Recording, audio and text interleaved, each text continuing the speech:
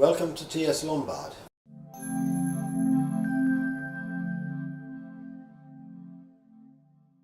Today I'm going to talk about foreign exchange rates and the debt problems of Italy, which are still going up in spite of the growth that's been in the world for the last 3 or 4 years. The dollar looks toppish, not so much because it's liable to be going down in any kind of significant way, but because the euro looks as if it's liable to be strong on a 1 to 2 year basis, and that is a major part of the weight in the dollar exchange rate. And the basic point here is that those capital movements have themselves been driven by central bank manipulation over the last few years rather than a question of where it is best to invest. The result of that is that the central banks applying this weapon have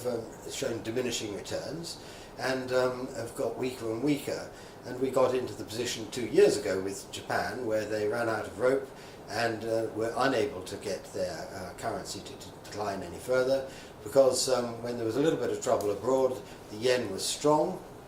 and on top of that the Japanese current account was in a very large surplus, and that tends to drive the currency up since it represents an inflow.